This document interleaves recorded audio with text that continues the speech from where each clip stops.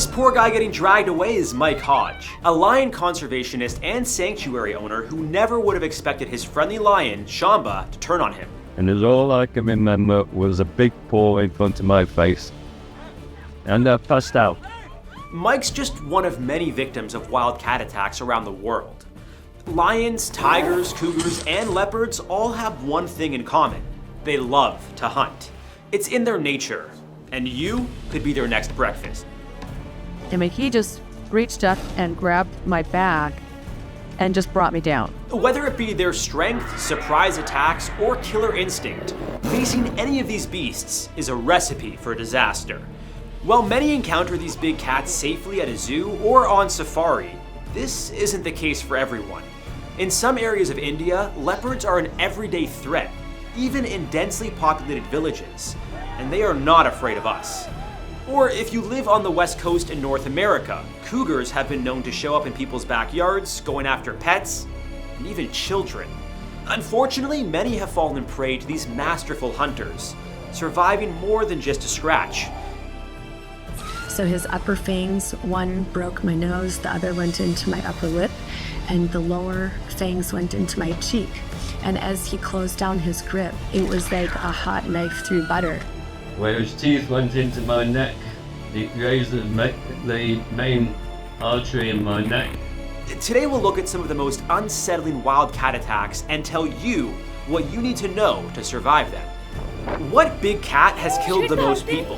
What should you do if you encounter a cougar on your bicycle?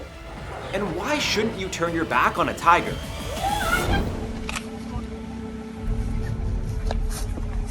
This terrifying incident happened at Marakili Animal Sanctuary, a wilderness haven housing lions and tigers. Located in Tabazimbi, South Africa, Mike Hodge and his wife Chrissy founded the sanctuary in 2010. Unsurprisingly, Hodge felt very comfortable around these animals, including Shamba, a lion he had raised since it was a cub. But when he went to investigate a strange smell inside Shamba's cage, which appeared to be irritating the 10-year-old lion, things took a turn for the worse. Somebody help, please! He's gonna go! Please! Shamba! While Mike looked around, a fellow ranger did their best to distract Shamba so he could leave the lion's enclosure safely, a standard protocol. However, this time, Shamba was more interested in Mike, who was just a few feet away from the enclosure's door with his back exposed. One of the most important things to avoid when coming into contact with a lion is to turn your back. This puts you in a vulnerable position and is a prime opportunity for the lion to strike. Unfortunately, that's exactly what Shamba did. In an instant, he pounced and dug his teeth into Mike's neck, dragging him away like a rag doll. Luckily, Mike wasn't alone. In the heat of the moment, Shamba was shot and killed. Mike was then airlifted to a hospital in Johannesburg. He suffered a broken jaw and several lacerations. Thankfully, he was able to recover from his injuries, but the loss of the animal, which nearly took his life, is what affected him the most. If you encounter a lion, you should stay calm and stand your ground.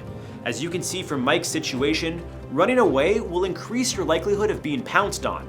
And given that lions can run up to 50 miles per hour, you won't stand a chance in this race. In a situation where a lion does attack, you'll want to protect your neck, as they tend to go for the kill before eating their prey. Fighting back and attacking their face is your best bet. But grown lions can weigh up to 570 pounds, so good luck. On average, lions kill between 200 and 250 people every year. And that's based on the deaths we know about. Being aware of your surroundings is your best bet to avoid an attack in the first place, but that's not always an option, especially when you're dealing with mountain lions, aka cougars.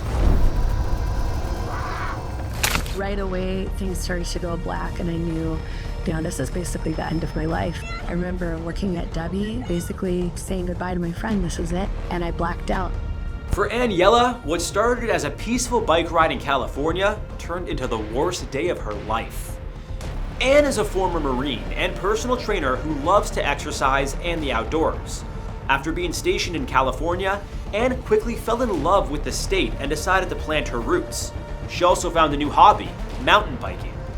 This is how she met her husband, James, and made plenty of new friends.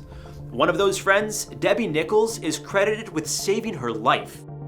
In January 2004, Ann and Debbie decided to head out on a familiar trail in Whiting Ranch Wilderness Park in California. It was the same park they met at years before. While on their ride, Ann saw a man standing next to an abandoned bike.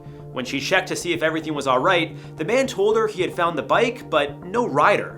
Ann thought he must be pulling some kind of prank on her. It was a nice, expensive-looking bike, not one someone would just abandon. Ann and Debbie shrugged it off and decided to continue down the trail. Moments later, the unthinkable happened. Off to the side, Ann noticed something moving in the bushes. She thought maybe she had scared a deer.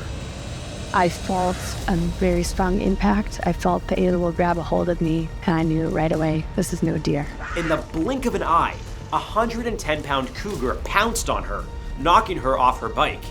As Debbie turned the corner, she found Ann on the ground, being viciously attacked.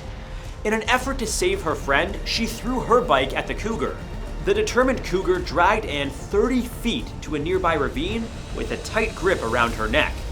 Debbie grabbed Ann's legs in desperation, hoping she'd be able to break free from the cougar's jaws, but to no avail. I found myself gasping for air. I had no idea what had happened, how the lion was now gone. All I know is I'm choking, I can't get any air, and I realize I'm actually choking in my own blood. Luckily, nearby bikers heard their screams for help. They threw rocks at the cougar, one of which hit the back of its neck. This was enough to tick it off and release Ann from its grasp. Ann was in really bad shape, with severe injuries to her neck and face. She was airlifted to hospital where she underwent 6 hours of reconstructive surgery. I have 20 plus bite wounds to my neck, and yet carotid artery, jugular vein, esophagus, voice box, none of these things are hit. According to the California Department of Fish and Wildlife, there have been 25 documented cougar attacks in the state since 1986, 4 of which were fatal. And one of those fatal attacks occurred the same day that Ann nearly lost her life. It turns out the abandoned bike belonged to Mark Jeffrey Reynolds, a 35-year-old competition cyclist who sadly was killed by the same cougar just 4 hours before her attack. Cougars are known for ambushing their prey when they least expect it. Their stealth is also enhanced by their agility, with powerful hind legs that help them jump up to 18 feet. This makes surviving an attack much more difficult, but like in Ann's case, it's still possible. For starters, you'll want to be aware of any areas known to be hotspots for cougars. Avoid going on hikes or bike trails alone, as there is always strength in numbers. And if you do come across one, keep your distance. Usually cougars will do their best to avoid us, but if one appears interested in you, do your best to appear big, make loud sounds, and wave your arms around to scare it. Kinda like this. If you're on a bike, don't try to speed off quickly, as this may lead to a chase. Instead, slowly walk away from the cougar while keeping your eyes on it. If it does attack, fight back as hard as you can. Aim for its eyes and nose while protecting your neck. If you have a weapon, use it. Otherwise, find a blunt object like a rock or a stick to fight back with. Ann has since returned to the trail, facing her fears and reminding herself that the odds of being attacked again are statistically low. Authorities managed to track down and kill the cougar that attacked her. While Ann encountered the cougar out in the wild, attacks can still happen close to home. As one of the most prevalent species of wildcat in North America, especially out west, they have been known to show up in residential areas. Keep a close eye on your kids and pets. They're easy targets for hungry cougars that are bold enough to venture into your backyard. It's not just the cats in the wild you need to worry about either. Zoo attacks happen more often than most people realize. We did a whole video covering that, and it might make you think twice about taking that risky selfie. But for now, let's focus on one specific zoo attack that changed this woman's life forever. Before we pounce into that story, make sure to like and subscribe for more incredible survival stories. He bit into my head. And the next thought was, am I gonna survive this? While attending the Feast for a Beast fundraiser at Zoo Boise in Idaho, Jan Gold got closer to a tiger than she expected. As a Friends of Zoo Boise board member, Jan had a special place in her heart for animals. So she was more than happy to help set up the fundraiser, an event to raise money to upgrade the zoo's facilities. While the fundraiser was wrapping up, Jan was part of a group that received an exclusive invitation to witness a tiger feeding. Understandably, they were excited. But as she entered the feeding area, she noticed something strange. The last cage, the gate was wide open, and we noticed that. We just kind of, well, obviously they must know it's open. As they got closer, Taiga, a male 600-pound Siberian tiger, walked in from outside. Jan tried to close the cage door quickly, but before she knew it, Taiga was right in front of her. She started to back away, trying not to startle him, but it didn't help that the other group members ran away screaming. Jan quickly turned around to join the others, but Taiga pounced on her, knocking her to the ground. And he just reached up and grabbed my back and just brought me down. The tiger bit into Jan's head, likely in an attempt to kill its prey quickly. After hearing screams, Sergeant Rich Schnebley, who was also at the event, quickly came to Jan's aid and fired his pistol to spook Taiga. At first, he backed off, but when the officer and zoo manager David Wayne approached Jan, Taiga started to move forward again. A third shot spooked him back into his cage, and it was quickly locked shut.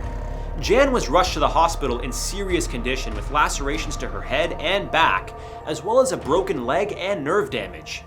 Not to mention that the officer who came to Jan's rescue nearly killed her after one of the bullets he shot ricocheted and went right into her hip.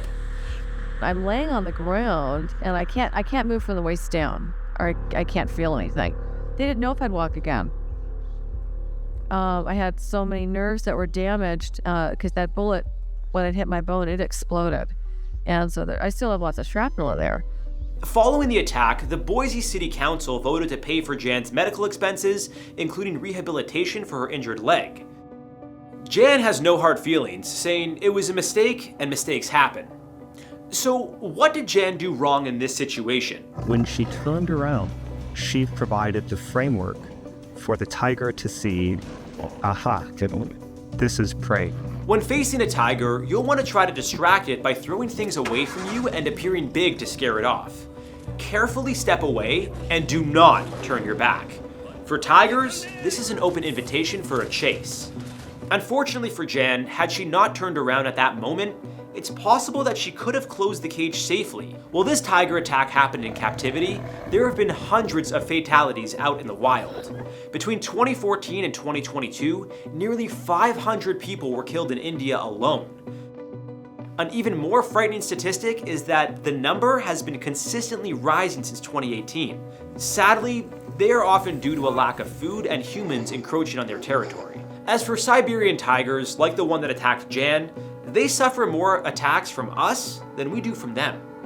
Poaching and deforestation are two significant factors in the decreasing number of Siberian tigers, with humans responsible for up to 80% of their deaths.